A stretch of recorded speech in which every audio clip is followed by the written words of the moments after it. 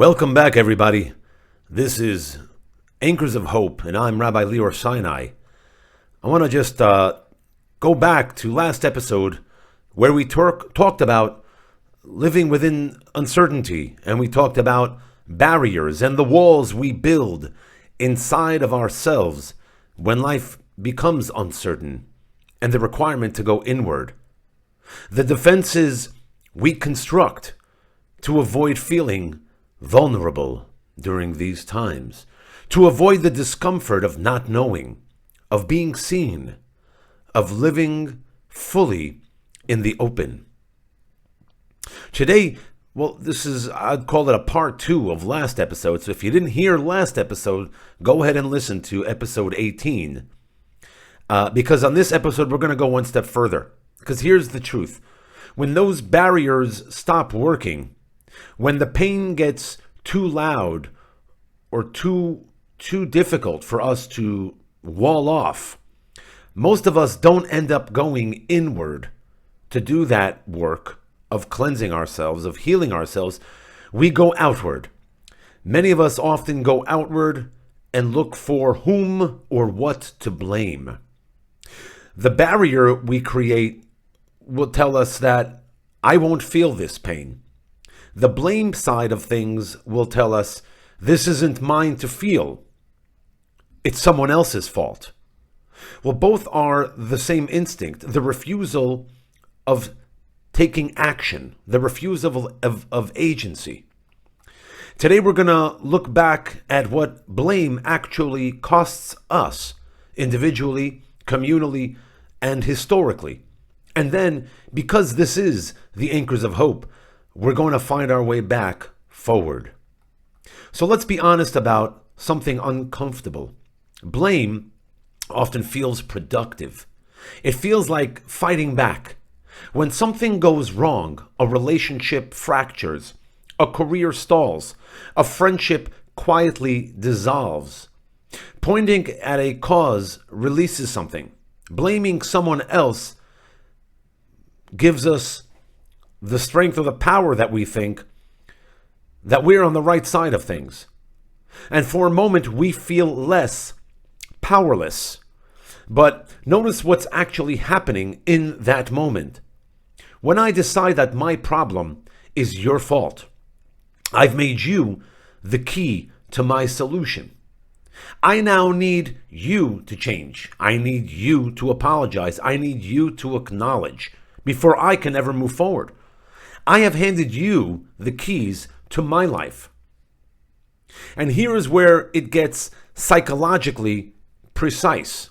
Because blame doesn't just redirect energy outward. It actually reshapes how we see ourselves. When blame becomes our habitual response, when we begin to construct an identity around it, the wronged one, the one who has let us down, the one whose circumstances, whose parents, whose community, whose past made them who they are. And this identity feels coherent. It feels like a story that explains everything. But it is a borrowed story. It's not your story. Because underneath every sustained act of blame is a deeper avoidance. The avoidance of self. The real self, the one with fears and failures and unmade choices or wrong choices. Blame is what we reach for when we cannot bear to sit with that person, namely ourselves. There is a moment, and many of us have lived it, when you realize that the anger you've been carrying towards someone else is actually the sound of your own unlived life knocking on your door. The resentment you feel toward a parent, a partner, a community, a friend, a colleague, sometimes is a message about or telling us what you have not yet had the courage to become. We see this pattern whenever human beings gather in families, family environments, in workplaces, and yes, also in civilization, in society. We see this everywhere. Nations and movements that build their entire identity around grievance eventually lose the ability to build anything else.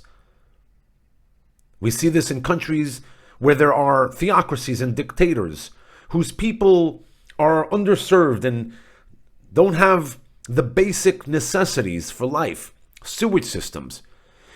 And we find that these same dictators and theocrats will probably lay blame at another country, at a neighboring country. It's the West's fault that we have low unemployment or running water, for that matter. But that is a conversation for another day in terms of countries and governments playing the blame game. Today, I actually want to stay close to home. I want to stay close and I want to be with you. I want to talk about the individual journey that each and every one of us is on, because the most profound cost of the blame game isn't social and it's not political.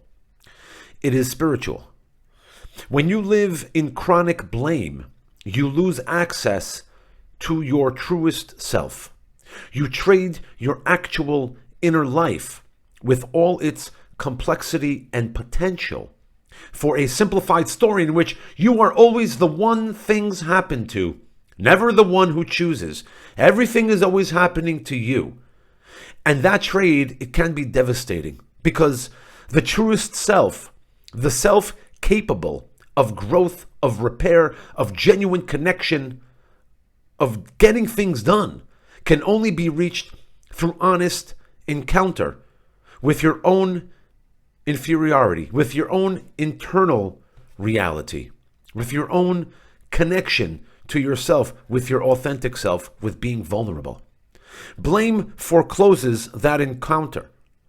It locks the door from the inside and calls it protection. I'm protecting myself.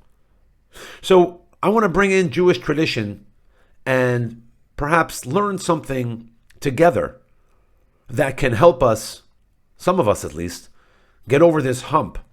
One of the concepts of our tradition, which is somewhat rigorous and these days deeply countercultural, is called cheshbon nefesh, literally an accounting of the soul, a disciplined, moral self-examination requiring honesty and truth with ourselves, looking in the mirror, removing the dust and the distractions from allowing us to see what is real. The term comes from the business world. A cheshbon is a ledger, an accounting. And the tradition asks us to apply the same honest, unflinching accounting as we would to a budget we review or a business plan or model. We should be applying it to ourselves, not to punish ourselves, not to spiral into guilt or to feel bad about ourselves, but to see clearly, without the distortion of blame, what is actually happening inside us and what are we actually responsible for.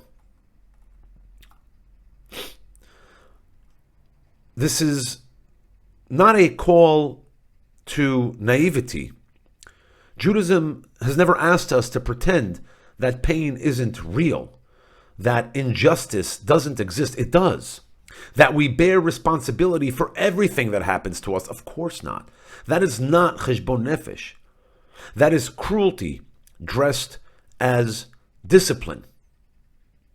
What cheshbon nefesh is an opportunity to ask ourselves, even within a situation that is genuinely unfair, even in a relationship where real harm was done, even in a business partnership or a collaboration that went awry, asking ourselves, what did I bring? What do I bring to this accounting? I mean, it takes two to tango. Not to erase the other person's responsibility, but to locate, to identify my own. Because my own is the only part of this story that I can actually write, that I can actually control, that I can actually review, take a look at, and identify perhaps some of the mistakes that I made and learn from them. There is a concept in musar, the tradition of Jewish ethical development, that the soul has layers. There is the surface self, reactive and defended. And there is the deeper self, the neshama, the soul, that already knows what is true, right? When we listen to our stomach, to our intuition, to our kishke, and we don't deny the message we get, when we are in a place of Kabbalah, of reception, then we know the truth. Our stomach tells us this, our soul knows this. It already knows where we have been less than we could be. It already knows what courage would look like. It already knows that which we fear. And it's on us to identify that and look it straight in the face. Cheshbon HaNefesh is how we get from one to the other, from the surface to the deeper part of ourself. It is the practice of descending past the defensiveness, past the blame game, past the constructed story, to meet the self that is actually there. The Talmud in Tractate Sanhedrin teaches us that each person is obligated to say, Bishvili nivra ha'olam. The world was created for my sake, not out of arrogance, but because each person contains a world. Each and every one of us is a world within ourselves. A unique world that only you or I can inhabit.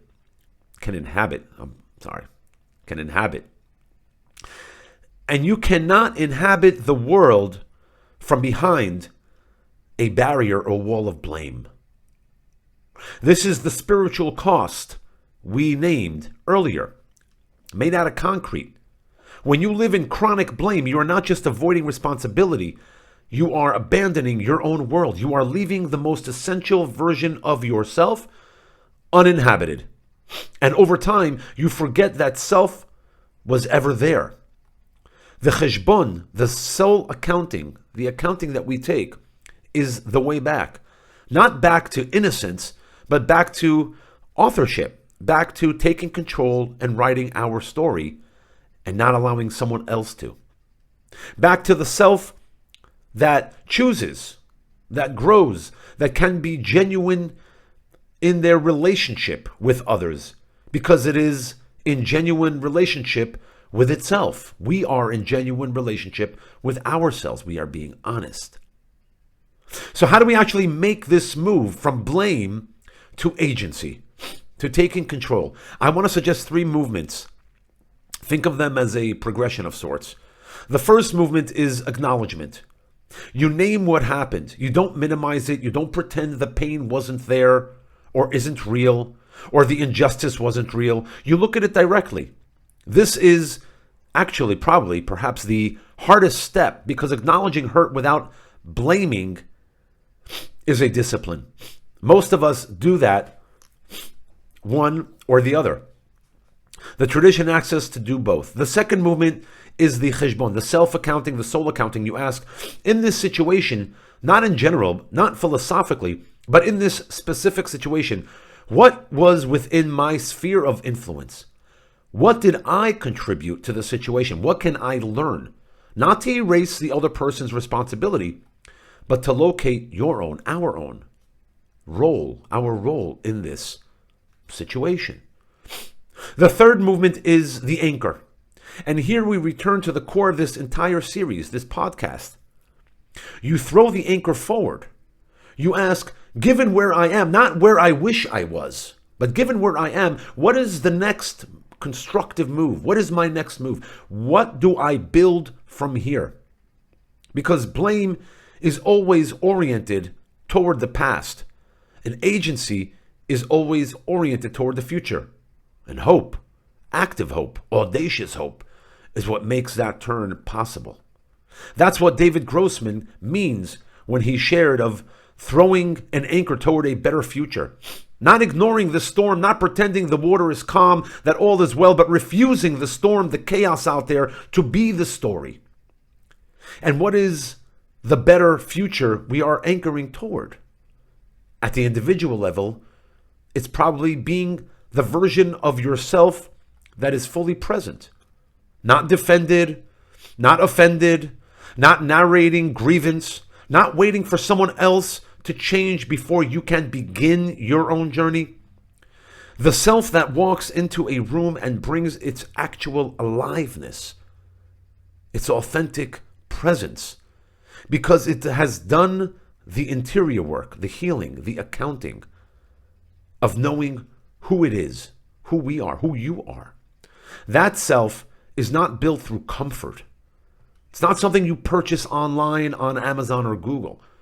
It is built through an encounter. It is a difficult process, an honest process, sometimes placing us in a position of vulnerability we've never been in, sometimes painful, encountering your own interior and the challenges that you seek to overcome. And that encounter only becomes possible when you lay down the blame. Stop blaming. Take responsibility. Before we close this episode, I want to leave you with something practical to do. This week, just once, think about it. When you feel the pull of blame, pause for a moment. Don't suppress it.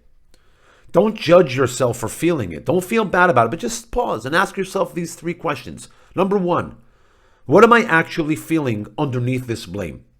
Usually it's hurt, perhaps fear or anger or grief. So name it. Name that feeling. Number 2, what, if anything, do I have genuine responsibility for this situation that I'm in?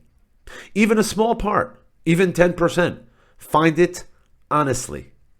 And number 3, what is the next constructive move I can make? What is my next move? Not despite what happened, but from where I actually stand right now at this moment. You are in the situation you are in. No turning back. It's water under the bridge. So now what? The truest version of you, the self that is capable of genuine love, of creative courage, is waiting on the other side of this process, of this progression, of this challenge that you seek to solve. And you can. It's not a reward for being perfect, but it is a natural consequence of being honest with yourself and going through the motions. That self has always been there.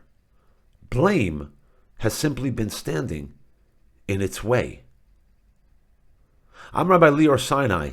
This was Anchors of Hope. And I hope that we all learn something throughout these podcasts and these episodes, that we challenge ourselves to live consciously and honestly with self, and then be strategically with the decisions we make, so that we don't find ourselves in these quagmires and challenges and difficulties of wondering why me, but really taking agency and responsibility for ourselves. Sending everyone love and light from here in Israel. And until next time, stay anchored.